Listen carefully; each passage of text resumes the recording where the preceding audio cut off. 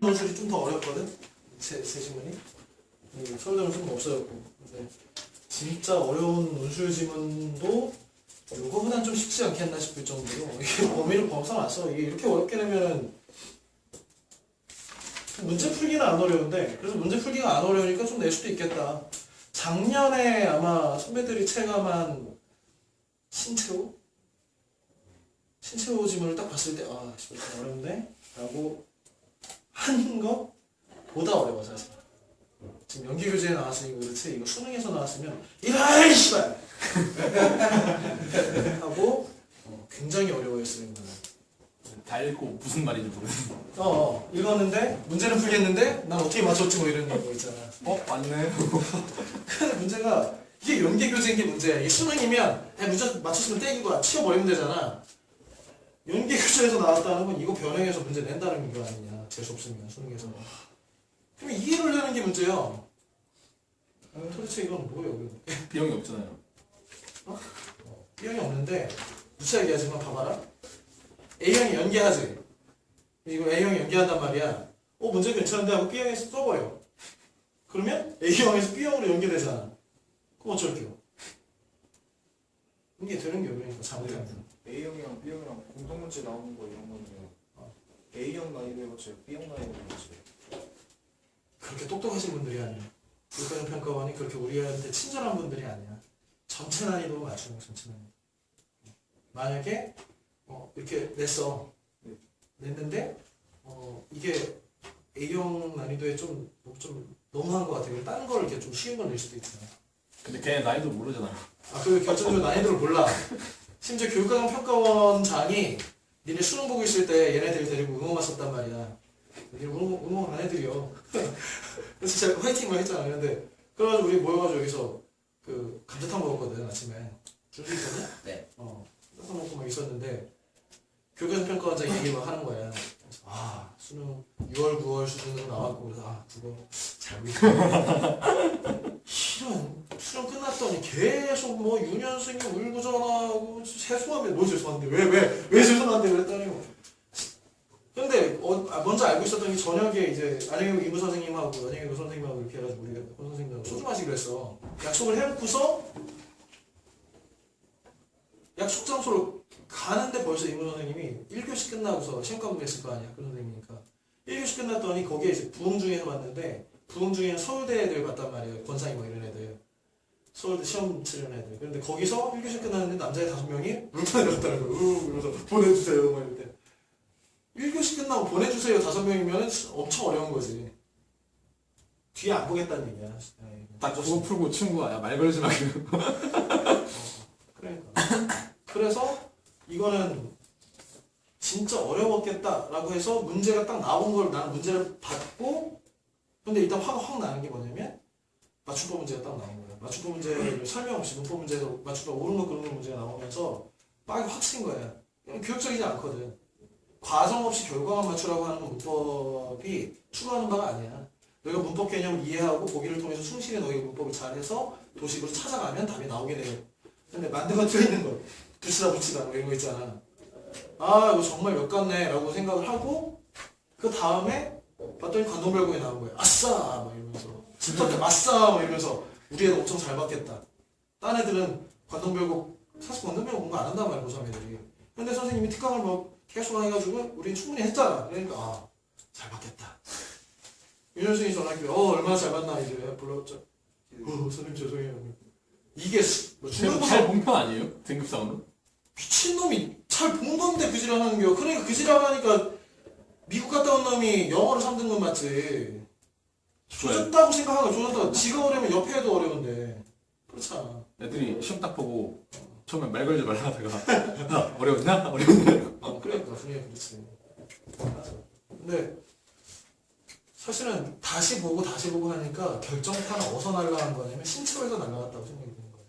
15분까지 충실히 이제 가다가 화작문을 딱 끝나고 이제 신체호를 딱 만나는 순간에 시간을 거기서 이제 많이 잡아먹으면서 뒤에가 이제 조급하면서 막 이제 오줌싸게 생긴 거지.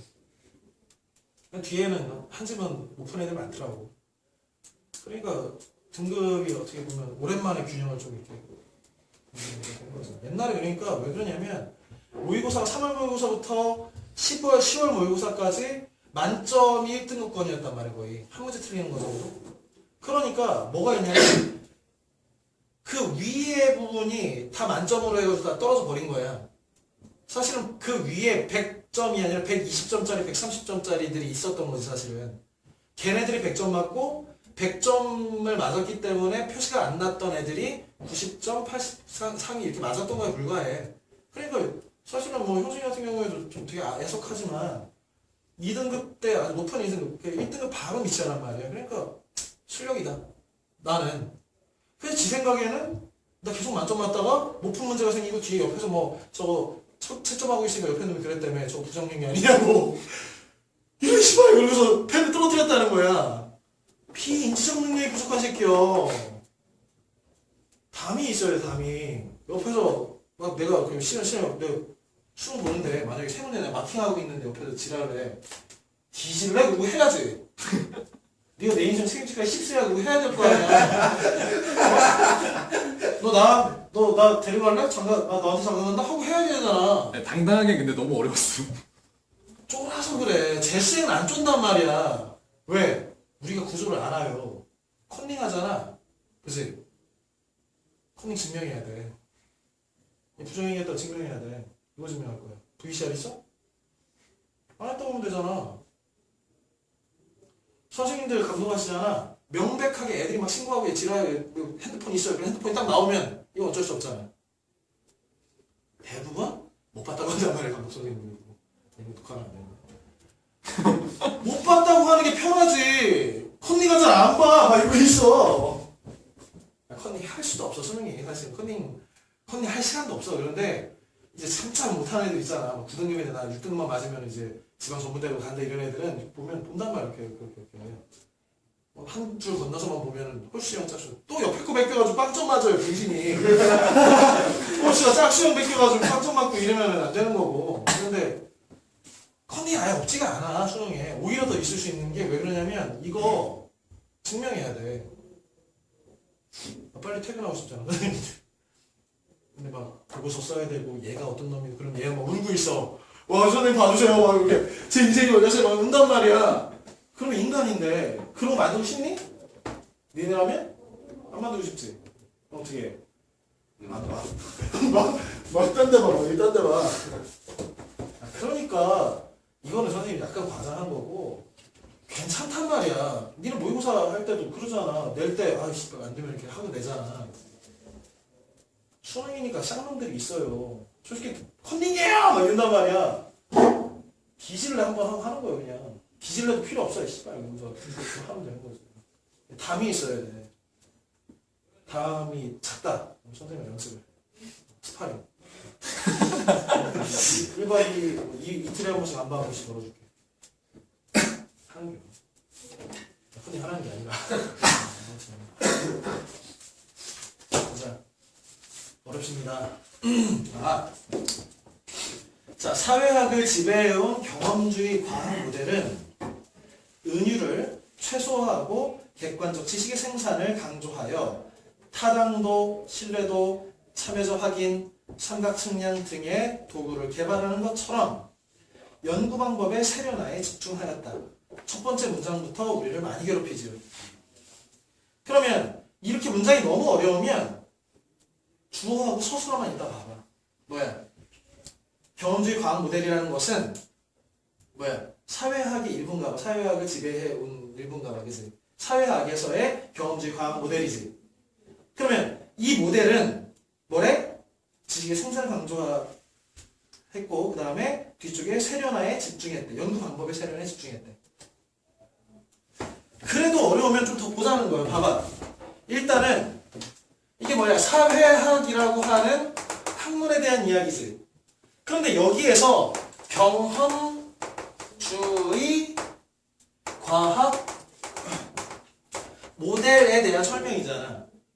그런데 얘는 뭐랬대? 은유라는 것을 최소화했대. 그 다음에 뭘 지향했대? 객관적인 지식의 생산. 객관적 지식의 생산에 강조를 했대잖아. 그래서 뭘 했대? 제일 마지막 뭐야? 연구 방법의 세련화에 집중.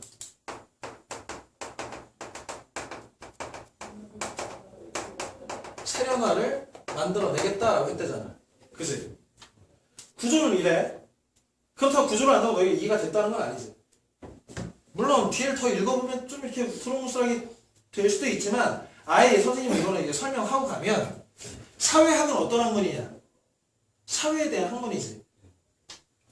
사회학이 언제 시작됐냐면 그 자연과학에서 자연과학하고 사회학이 자연과학이라고 할 때 이걸 이제 사회과학이라고 통상 이제 얘기를 하잖아. 사회과학. 그러면 자연과학이 뭐야? 문화생지지, 문화생지. 이과에는. 그러면 뭐야? 가설 세우지. 내가 이럴 것 같아. 지구가 태양 중심으로 돌 것 같아. 그러면 뭐해? 관측하지. 그치? 실험을 한다든지 관측을 많이 한단 말이야. 그래서 귀납적으로 결론을 도출하지. 그치? 이 방법을 사회에도 인간이 사는 사회는 되게 모호하고 참 애매한 것들이 많잖냐. 그런데 거기에도 이거 같은 방식으로 적용한 게 사회학이라는 학문이야. 그러니까 뭘 중심으로 했겠어? 경험주의의 과학 모델을 얘가 중시했겠지. 처음에는. 그러다 보니까 은유라고 되어 있는데 은유가 뭐냐? 준수야. 은유법. 은유법이 뭐야? 그냥 내가 털어놓은 중인 것인가? 은유 뭐예요? 이러면 안 되고. 자, 봐라. 여기서 은유인데, 우리서 문학에서 A는 B다. A는 뭐고 B는 뭐야? 원관념, 모조관념 이런 거잖아. 비유의 일종이잖아, 은유가. 그런데, 통상 인문지문에서 은유라는 표현이 나오면 그것은 메타포라고 하는 개념을 번역한 거야. 그런데 이건 뭐냐면, 비유랑 비슷한 거야. 그러니까 뭐뭐의 은유다, 이렇게. 우리 문학에서 뭐뭐의 은유다 이렇게 하면 A는 B다 얘기야. 그런데 메타포라고 하는 것을 번역하면서 비유로 번역하지 않고 은유로 번역하는 사람들이 굉장히 많단 말이야. 그러니까 은유는 비유로 그냥 우리는 이해해 볼 수도 있어. 그러면 봐봐라. 우리가 생물을 하는데 뭐뭐에 비유해서 과학 논문을 쓰고 있어. 이러면 되니? 안 되지.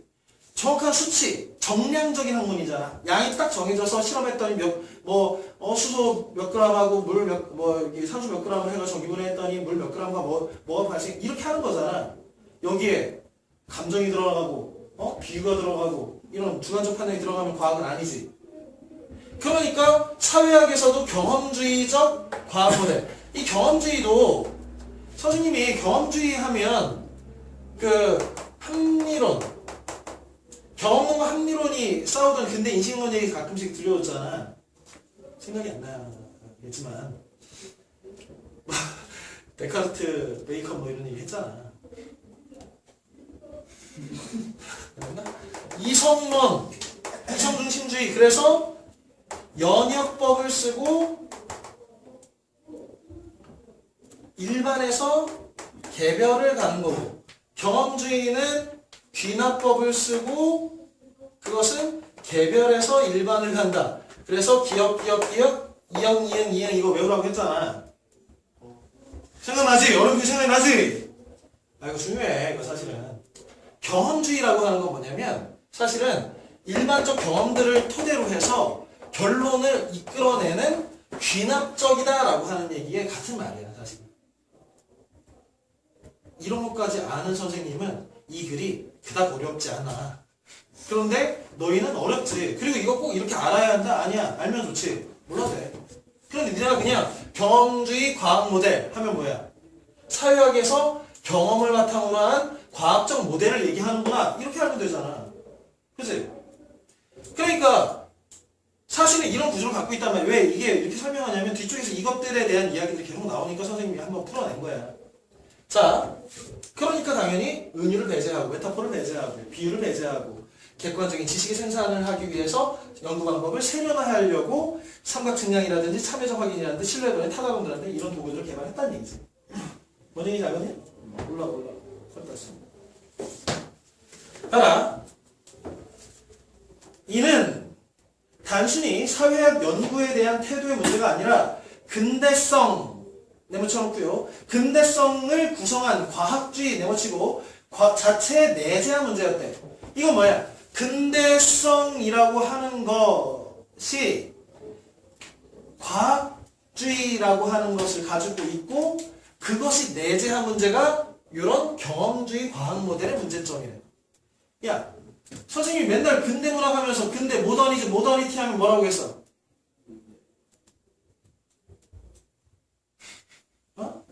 야, 모더니즘 있잖아. 이상, 뭐, 이런 애들. 야, 모더니즘을, 모던, 근대성이라고 했잖아. 그거 왜 생겼다고 했어? 근대는 뭐라고 했어, 근대는?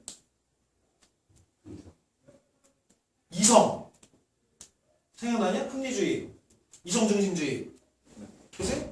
왜 17세기 산업혁명, 18세기 시민혁명 이런 것들이 다 이성을 바탕으로 한 거잖아. 그러니까 지금 근대성을 구성한 과학주의 자체에 내재하고 있는 문제래. 뭐가? 은유를 배제하고 감정을 배제하고 배제하고가.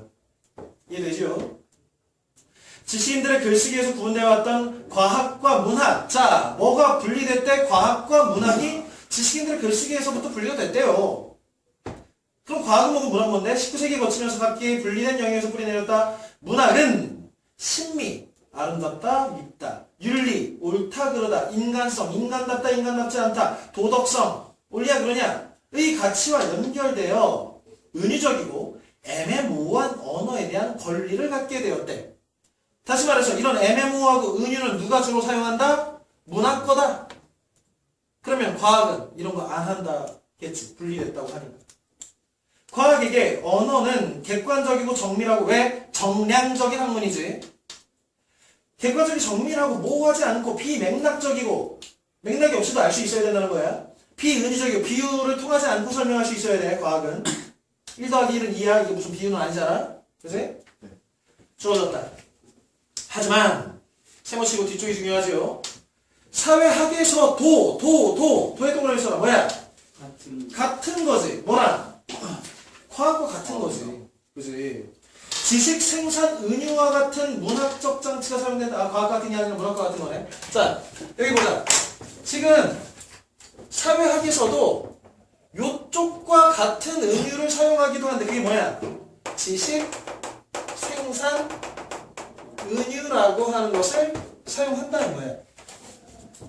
아, 그러면 얘가 요쪽 객관적 지식 생산을 위한 연구 방법들에 아주 골똘하게 했고 이것은 문학한테 넘겨준 것 같지만 이런 문학적인 방법들을 사용하긴 하는 거야. 얘가 사회학이. 그지? 자, 그런데 사회학 연구는 포착 가능한 데이터를 발견하고 그것을 과학적 방법을 통해 가공하여 진리를 생산하는 것이 핵심이다. 샤피로에 따르면 샤피로라고 하는 사람이 있나봐. 경험주의 과학은 세 가지 주요 은유를 가진다. 아, 지식생산 은유의 종류가 1, 2, 3이 있다는 얘기네. 그리고 밑에 봤더니 1, 첫째, 둘째, 셋째가 나와있지. 그럼 각각 이것에 대한 이야기가 나와있겠네요. 문제는 이게 더럽게 어렵다는 게 문제지. 보자. 주체와 대상의 문법적 분리다. 뭐래? 주체와 대상의 문법적 분리다. 이게 무슨 말이야? 이거는 거의 피콜로 도둑이 빠는 소리야. 이거 이해할 수가 없어. 니가 왜 피콜로는 안 해?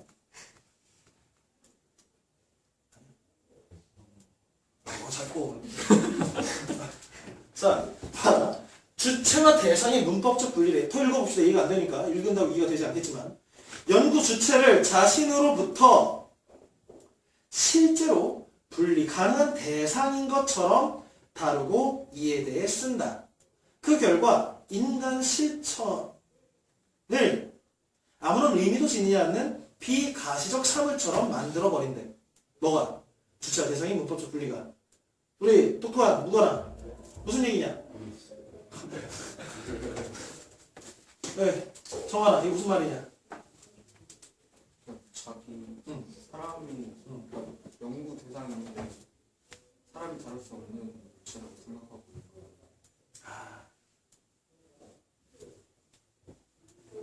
비슷했는데. 자, 봅시다. 정환이 똑똑하네요. 보자. 주체는, 야, 그러면 우리 문법적 어쩌고저쩌고 나오면 문법에서 주체가 대상을 한번 떠올려봐. 응? 문법에서 주체가 뭐야? 주체 높임, 객체 높임 할 때 주체는 뭐야? 주어. 주어. 대상은? 목조. 그래, 오, 똑똑하다. 자, 예문 한번 들어볼게. 거기 옆에다 예문 하나 써놔. 사회학 자가 사회를 분석한다. 사회학자가 사회를 분석한다잖아. 그치? 지금 이게 사회학이라고 하는 건 이걸 하는 거지. 사회학자가 사회를 분석하는 거지. 과학적으로 분석하는 거지. 그치? 문제는 사회학자가 주체지. 주어니까. 사회를이 뭐야? 서술화의 대상이니까. 이게 목적어지. 이게 뭐야? 대상이지. 그러면 사회라고 하는 대상이 독립적으로 존재한다, 탐구 대상처럼 존재한다라고 생각이 든다는 거야. 사실은 뭔데? 이게 실제로 대상, 존재하는 것처럼 여겨서 이것을 분석한다는 거잖아. 그럼 실제로는 존재하지 않는다는 얘기잖아. 뭔데? 관념적인 거지, 사회는. 사실은 이 안에 또 뭐가 들어가? 주체가 사회학자는 사회인 아니냐? 사회에 들어간 놈이겠지. 한마디로 사회의 구성품이 사회 전체를 마치 자기로부터 분리시켜가지고 마치 대상이 있는 것처럼 한다는 거야. 자, 이게 다른 예문 하나 더 들어보면 준수가 명희를 사랑해. 보자. 나는 너를 사랑해. 사실 이런 말을 하고 싶어, 내가. 그런데 이렇게 얘기하기엔 좀 끝떨어져 보여가지고 내가 좀 이렇게 현학적으로 뭔가 좀 이게 진지하게 고백을 할 때 막 연구를 하잖냐. 준수도 뭐라고 고백하지? 3기자하고 5기자 사이를 해볼까? 뭐 이런 거 있잖아. 연구할 거 아니야. 선생님 친구가 그걸로 이제 프로포즈를 고3 때 해서 9년 연애하고서 결혼해서 애 했나고 잘 사는 친구가 있어. 3기자하고 5기자 사이에 있는 걸 하자. 이해 못하고 쌀이만 수도 있어요. 자, 봐봐. 여기 나는 너에 대한 사랑을 가지고 있어. 이렇게 말해볼 수 있지. 나는 너에 대한 사랑을 가지고 있어. 이거 뭐 똑같은 말 같잖아. 문제는 뭐야? 이 너에 대한 사랑이라는 것을 뭐해서 대상화했지. 문법적으로. 마치 너에 대한 사랑이 나와는 분리되어 있는 어떤 것이 여기에 이렇게 소프트웨어로 장착되는 것처럼 얘기하고 있단 말이야. 이게 아니잖아. 사랑은 내 마음속에 사랑해서 껴안고 뽀뽀하는 게 사랑이잖아. 이렇게 하는 게 사랑이지. 그런데 그렇게 하지 않고 너에 대한 사랑을 가지고 있어. 그러면 뭐야? 사랑이 마치 없는 건데 실제 하는 것처럼 얘기하는 거지. 이게 뭐야? 주체 대상이 문법적 분리라는 거야. 안 되는 건데 억지로 분리하는 오류는 안 거야, 실제로. 네. 이해가 되냐? 진짜 이해가 되냐? 네. 고마워. 몰라도 그 결과 인간 실천은 아무런 의미를 가지지 않는 비가시적, 눈에 보이지 않는 사물처럼 만들어버린다. 그렇게 되지. 사회가 실제로 사람이 없는 어떤 존재 같고 감정이 없는 존재 같고 너에 대한 사랑도 이게 뭔가 진짜 사랑을 행위하는 분리된 어떤 감정 같고. 그지? 네. 둘째, 경험주의는 사물들의 경험 세계를 즉각적 관찰이 가능한 고정된 것으로 인식하기 때문에 언어를 도구처럼 간주한다. 이건 무슨 말이야? 피콜로 더듬이고 하는 소리지. 이게 우리 똑똑한 정하나? 이게 무슨 말이냐? 모르겠네. 야, 이거는 선생님도 들여다보면서 진짜 대단하다. 미친놈들이 무슨 책을 갖고 번역을 해놓은 건지 지는 알고 썼을지 의문스러운 거야. 이게 뭔 얘기냐 봐봐. 그러니까 보이지 않는 그 사회라고 하는 것은 보이지 않는 거잖아. 사회의 현상. 그지? 이런 보이지 않는 거잖아. 그걸 마치 존재하는 것처럼 얘기한다는 거야. 이게 뭐냐면 사회적 현상은 아니지만 이런 예시를 들 수 있어. 번개가 안 친다. 자, 번개 안 친다. 되지? 지금 번개 안 치잖아. 그러면 이 번개 안 친다라고 하는 게 지금 존재했나? 사실은 선생님이 이 얘기 안 하기 전까지 우리가 번개 안 친다는 사실은 생각도 안 하고 있었잖아. 그런데 내가 번개 안 친다로 얘기하니까 번개를 니네가 설정을 한 상태에서 번개 안 친다의 상황이 맞네 그러고 있는 거잖아. 이게 뭐야? 경험주의는 사물의 경험을 즉각 관찰 가능하고 고정된 것. 뭐 번개라고 하는 상태를 고정해놓고 그것이 안 친다. 다시 해보자. 그러면 인플레이션이 발생하지 않았다. 이런 문장은 가능하잖아. 사회학의 한 분야의 경제를 얘기할 수 있지. 지금 경제는 인플레이션이 발생하지 않았습니다. 물론 극단적인 예시긴 한데 이것이 뭐야? 인플레이션이라고 하는 것을 생각을 한 이후에나 이것이 있는 존재지. 사실은 사회는 변화물상하고 모호하고 이렇게 해석할 수 있고 반대로 해석할 수 있고 거꾸로 해석할 수도 있고 이런 거잖아.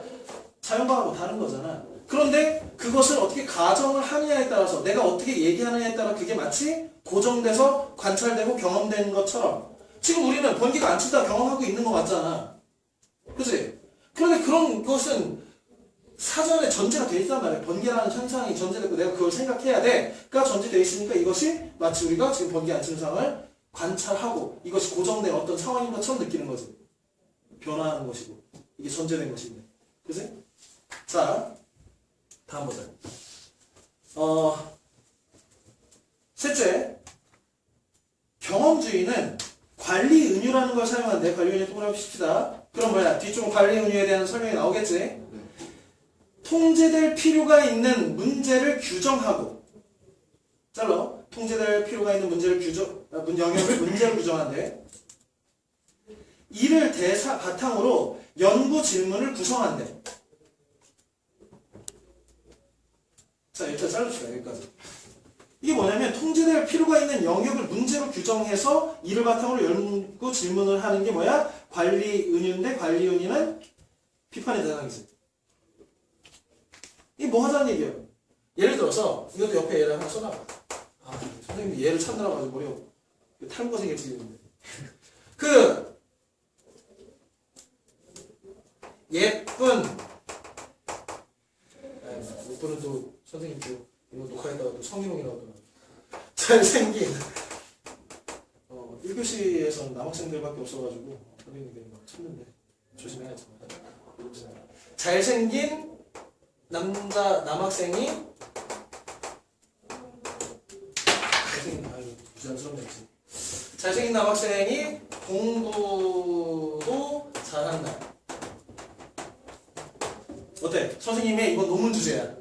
잘생긴 남학생이 공부도 잘한다. 이건 뭐야? 나의 가설이지. 사회학적 가설이지. 이거 어떻게 연구해야 돼? 나는 그러면 이 가설을 실험을 통해서 관찰을 통해서 알아내야 되지. 그럼 관찰하는 거야. 서울 잘생겼네? 공부? 못하네? 뭐 이렇게. 아, 그럼 어떻게 해? 못생겼어. 또 봐봐. 그래서 준수를 봤더니 준수가 이번 80몇 점 맞아서 틀린 것 같은데? 에이, 이 정도 잘생겼지? 하는 거예요. 이거 뭐야? 거기 통제될 앞에다가 변인이라고 써놔. 변인이 통제될 필요가 있는 영역이야, 사실은. 변수들이 있잖아. 잘생기는 어떻게 통제할 거야? 얼마까지 잘생기면 원빈만큼 잘생긴 거야? 아니면 준수보다 잘생기면? 털없는 원숭이보다 잘생기면? 잘생긴 거야? 헷갈리지? 이거 어때? 통제돼야 되지? 통제될 문제를 통제될 필요가 있는 영역이지, 분명히.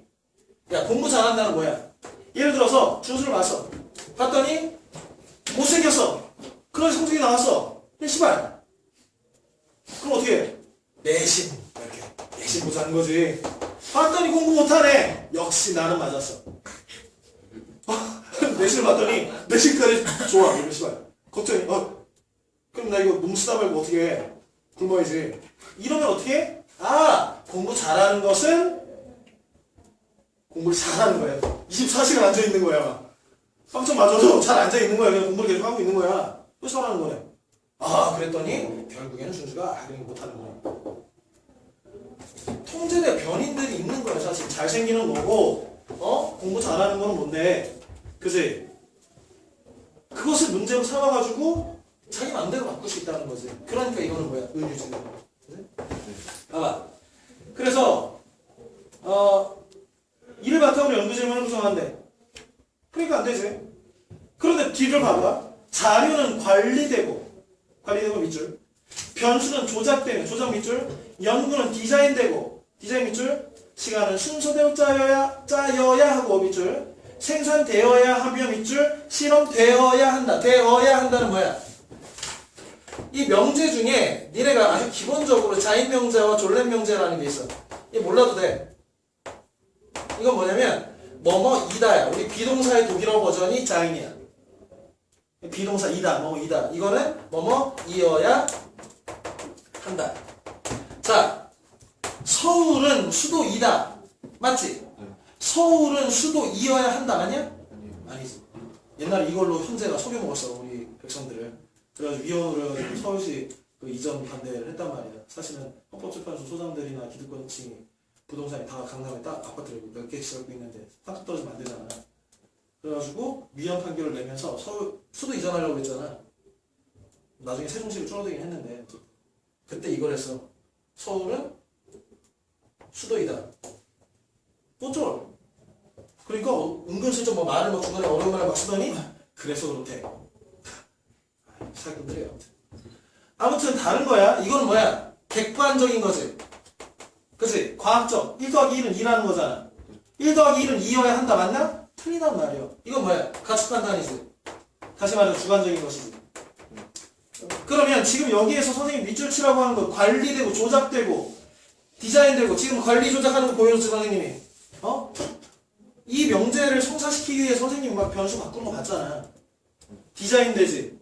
왜? 어떻게 디자인해? 야 공부라는 것은 그러면 내가 봤더니 그냥 주장차 앉아있는 거야. 이렇게 디자인할 수 있잖아. 그리고 뒤쪽에 다 되어야 한다는 거야. 다 주관적 요소라는 거야. 그러니까 연구 주제가 문제화되고 그래서 관리를 해야만 하는 것이다. 관리 은유는 연구 활동을 구조화하고 다른 지식의 다른 차원을 제거한다. 자, 제거한다. 밑줄 써봐. 그거에 대한 설명이 나옵니다. 봐봐. 이렇듯 사회학 연구를 과학적 행위를 통한 생산. 야, 생산이야, 생산. 야, 통상. 야, 우리가 논문을 생산한다고 하냐? 이거는 생산품이 아니야. 공산품을 찍어내는 게 아니잖아. 그런데 여기서 생산이라는 개념을 갖고 온 거야. 생산이라는 은유로 이해하면 연구는 타자에 대한 지식을 생산, 거기 따옴표가 돼 있지. 얘 왜 생산해? 따옴표를 줬을까? 강조하려고. 과정을 좁게 이해해야 된다. 그러나 뒤쪽이 중요하지요. 완제품, 연구를 제품이라고 치면 완제품을 생산하는 과정은 동시에 오염물질을 생산을 수반한다. 그치? 공장에서 폐수 같은 거 나오잖아. 뭐 이렇게 만들려면. 그치? 연구자는 자신의 연구 목적에 맞는 완제품을 위해서 최종 생산물에 부합되지 않는 나머지 자료를 오염물질로 규정하고 버리게 된다. 여기서 윤리적 딜레마는 발생하지 않거나 처리 절차로 축소된다. 잘라봐. 이게 무슨 말이야? 지금 선생님이 잘생긴 남자는 공부도 잘한다라고 하는 명제를 가설해가지고 이거를 실험해서 억지로 끼워 맞췄잖아. 맞추다 봐도 안 맞는 게 또 나와요. 원빈을 봤더니 공부를 더럽게 못해. 공부도 안 해. 막 아무것도 안 해, 시키는. 내신도 나쁘고 노출도 나쁘고 막 발달 빵점이야. 그런데 얼굴 존이 잘생겼어. 이러면 어떻게 한다는 거야? 야, 이거는 생산이잖아 라고 은유한다는 거야. 메타포를 비유하는 거지. 야, 생산품 생각해봐. 이렇게 하면 생산품 생각해봐. 공장에서 야, 이런 거 만들어낼 때 100% 완제품만 나와? 공장 폐수 나오고 오염물도 나오고 잘못 만들어진 거 어떻게 버려야 될 거잖아. 야, 이거 잘못된 예외는 몇 개 버려야지. 얘기해 볼 수 있지. 요 얘기를 이렇게 하는 거예요. 뭐 최종 생산물에 부합되지 않는 나머지 자료는 뭐야 그러면 최종 생산물은 요 결론이지. 부합하지 않은 자료들은 다 뭐가 되는 거야? 사실은 반증 사례 아니냐. 지금 이거 귀납법으로 해가지고 귀납법의 문제는 뭐야? 맞고 첫 번째 까마귀 하얗고 두 번째 까마귀 하얗고 만 번째 까마귀 난 두 번째 까마귀 하얀데 까만 하얗게 하나 나오는 순간 이거 무너져 버리지. 네. 이게 과학이잖아. 그게 서양학에서 적용돼야 되고. 그런데 여기는 어떻게 하는데 만 번째 까마귀가 까마면 얘 초삭해버리는 거야. 초삭해서 파버려. 그리고 나왔으면 어떻게? 야 예외도 있는 거지 이러는 거지. 이건 그냥 이게 생산을 위한 어떤 조금 안 맞는 거야 이렇게. 그러니까 윤리적 딜레마가 발생하지 않지. 또 처리 절차로 축소돼버려. 야 이거 당연한 거야. 야 생산하다가 생각해봐. 뭐 다 그런 거지 이렇게. 생산윤리는 연구를 도구화하기 때문에 이때 발생하는 문제는 효율성, 적합성, 타당성, 신뢰도의 문제에 머물며 신뢰도 99%야. 이렇게. 신뢰도 60% 이상이면 괜찮은 논문이지. 뭐 이렇게. 감각적, 정서적, 미학적, 가치론적 가치의 영역이 사회학 연구에서 배제된다. 자, 여기까지 알겠습니까? 좀 이해되나? 문제는 여기까지 힘들어 죽겠는데 뒤쪽이 또 만만치 않다는 게 봐봐. 이는 양적 연구에만 해당하는 문제가 아니래. 양적이 만들면 뭐야? 질적이지. 그러니까 이렇게 많이 생산하기 위한 어떤 것의 문제뿐만 아니라 하나의 논문, 그 어떤 질적인 완성도에도 문제가 있다는 거야. 연구 참여자의 이야기를 분석한다고 하지만 뒤쪽이 중요하지? A는 B가 아니라 C다 라는 구조니까 실제 대다수의 연구 결과는 밑줄서 경험적 실제를 있는 그대로 전시하는 경우가 많다. 자, 이게 뭐야? 봐봐. A는 B가 아니라 C이다지. 그러면 구체적으로 뭘부터 보는 거야? A는 C다를 보는 거잖아. 그런데 이게 아니다도 힌트가 되는 거지. 이거를 해보자. 봐봐. 연구 참여자의 이야기를 분석한다고 하지만 이게 뭐야? 이거지. 그치? 분석한다고 하지만은 뭐야? 사실은 뭐뭐 해야 한다는 거지. 분석을 해야 한다는 거잖아. 분석을. 그치? 분석한다고 해놓고서 이렇게 하고 있다잖아. 그러니까 연구는 어떤 대상에 대한 분석이어야 된다는 거야. 그런데 이걸 안 하고 뭐래? 경험적 실제를 진짜 있는 그 모습을 그냥 드러내 전시해놓은 것에 불과하다는 거예요. 봐봐. 자, 집중하고. 물론 이러한 점도 의미가 있기는 하나 거기서 그치게 되면 인식론적으로 실제의 재현주의에 빠지고 실제의 재현주의 뭐 어렵게 설명할 수 있지만 이거는 있는 그대로 그냥 드러내 보이는 게 뭐 어쩌라는 거야. 이 가설을 다시 한번 써보면 잘생긴 남학생이 공부 잘한다 해가지고 오류가 되는 건 다 빼놨잖아. 빼놓으니까 여기 있는 사실들만 쭉쭉쭉쭉 보여주면 이게 말이 맞다라는 거지. 그런데 이게 뭐 잘생긴 남학생이 공부 잘한다가 사회학적으로 뭐가 가치가 있냐는 거야. 이게 뭐한 거야? 있는 그대로를 자기가 생각하는 있는 그대로를 그냥 보여준 거지. 실제의 재현주의에 그치지. 사실 뭐 해야 되는데? 잘생긴 남자, 선생님 이거 분석해보자. 잘생긴 남학생이 왜 공부를 잘하게 되느냐? 잘생긴 남학생은 첫 번째, 엄마가 예쁠 가능성이 높지. 엄마가 예쁘다면 아빠가 돈이 많을 가능성이 높지. 아빠가 돈이 많으면 얘를 비싼 학원을 보내고 강남에 살 확률이 높고 파닥군에 살 확률이 높지. 교육환경이 좋은 확률이 있지. 그러니까 그렇다. 분석하겠지. 사실은 사회학은 이 분석을 해야 되잖아. 이렇게. 그럼 결국에 이 사회가 불평등하게 지금 계속해서 진화되고 있구나라고 하는 문제점을 분석함으로 해서 사회 평등이라든지 교육에서의 어떤 이런 불평등을 구조적으로 개선할 수 있는 문제를 만든다든지 이게 사회학적 의의 아니냐. 그치? 그런데 이런 분석을 하지 않고 잘생긴 남학생이 공부도 잘하네. 뭐야? 이거는 물론 이거 자체도 말이 안 되지만 이거를 재현해. 어쩔이잖아. 그런갑다? 이거지. 이게 무슨 사회학이 되는 거예요. 질적으로도 문제를 그러니까. 뭐냐? 방법론적으로 실태조사의 보완으로 그칠 위험이 있다. 뭐야? 실태조사하는 거잖아 그냥. 이러한 문제도 지식 생산 은유에 빠져있는 연구 관행에서 그 원인을 찾을 수 있다. 이러한 관행에서 벗어나려면 새로운 은유의 도입을 통한 의미 혁신이 필요하다. 이를 위해 연구는 지식 생산 공정이라는 낡은 은유를 성스러운 개인들이 조우하는 의례 과정이라는 새로운 은유로 전환해야 된대. 자, 한마디로 지식 생산 은유는 어때? 나쁘지.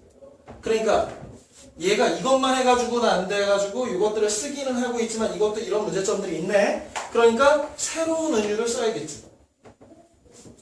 그 새로운 은유에 반대되는 게 낡은 은유인데 낡은 은유는 뭐야? 지식 생산 공정. 기계처럼 찍어내다 보면 불량품 처리해버리고 이거 그냥 드러내는 방식. 그치? 성스러운 개인들의 조우는 뭐야? 만나는 의례 과정이라는 새로운 은유를 전환해야 되는데 논문 상품의 생산 공정에 대한 세밀한 방법적 논의는 비교적 풍부한데 지금 이렇게 해서 많이 만들어놨는데 생산 은유에 대한 근본적인 성찰은 대체로 여기서는 제대로 보고 반성하는 거겠지. 찾아보기 힘들다.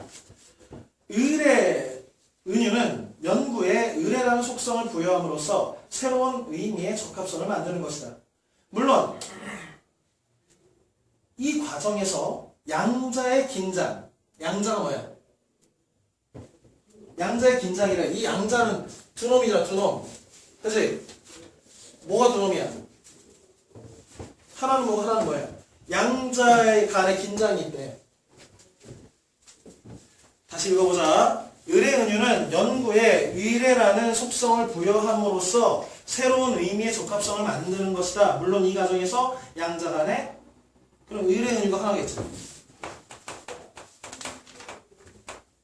의례은유 말고 또 뭐 있어? 관련. 앞에 생산 은유가 있잖아. 여태까지 우리 뭘 까고 있었던 거냐? 생산은유 까고 있었던 거잖아. 그러니까 이거 말고 이거를 집어넣는다라고 하면 새로운 대안으로서 이걸 삼자는 거잖아 얘가. 그러니까 이 간에 뭐가 있대? 당연히 모순, 갈등 이런 것이 있을 수 있다는 거잖아. 그런데 이것이야말로 어떤 것이야말로 갈등, 모순, 긴장이야말로 의미의 생산적 혁신을 낳는 근본적인 힘이래. 서로 이게 갈등하지만 이 사이에서 뭐가 힘이 나온다는 거잖아. 통상 이걸 정반, 합, 명제, 반명제, 지향, 결론 이렇게 하는데 변증법이요. 어쨌든 이것이야말로 의미의 생산적 혁신을 낳는 근본적입니다. 특히 우리의 연구를 과학적 행위가 아닌 사람들의 이야기와 인간성을 갖는 성스러움을 존경하는 정신적 행위로 바라보아야 한다. 뭐뭐 해야 한다 주장을 하고 마무리를 하고 있네요. 준수? 그치? 자, 1번 문제 봅시다. 가에서 마의 중심 내용으로 적절치 않은 거. 4번이 정답이었죠? 왜? 사회학 연구에서 질적 연구 도입의 필요성이 아니지. 양적인 것도 문제가 있었지만 질적인 것에도 문제가 있었다. 그러니까 도입 필요성이 아니라 연구의 한계 정도가 되겠지. 2번 문제는 3번이 정답이지요. 읽어보자. 현상에 대한 문제점을 비판적으로 성찰하고 대안을 모색하고 있다. 틀린 게 하나도 없지. 그런데 2번 뭐라는 거야? 2번. 현상에 대한 문제점을 해결하기 위한 상반된 관점을 제시하고 있다. 완전 틀리냐? 상반된의 밑줄을 좀 쳐봐. 이게 어떤 의례은유라고 하는 뭔가 좀 대립되는 것을 가져오긴 했지. 그런데 잘 보면 생산은유나 이 의례은유나 다 은유라고 하는 한 분야에 있고 은유는 어떤 과학적 탐구 방법이라고 하는 것과 대개념이 있잖아. 그치? 그러니까 이것을 물론 어떤 사람은 상반됐다고 볼 수도 있고 근데 전체를 은유로 봤을 때 상반되지 않았다고 볼 수 있고 또 다른 하나의 더 추가 이렇게 볼 수도 있잖아. 그래서 2번은 약간의 논쟁이 가능하고 3번은 완벽하게 맞는 말이지. 가장 적절한 것은 그래서 3번을 선택하는 게 맞겠다. 3번에 4번이 정답인데 여기는 어디에 틀렸으면 모든 자료 부분이 틀렸지? 연구과정의 모든 자료를 연구 결과에 수렴코자 하면 좋은데 배제시켰잖아. 안 맞는 것들을 빼버리고. 그치? 그래서 모든 자료 부분이 틀렸다. 재밌다. 자, 여기까지 하겠습니다.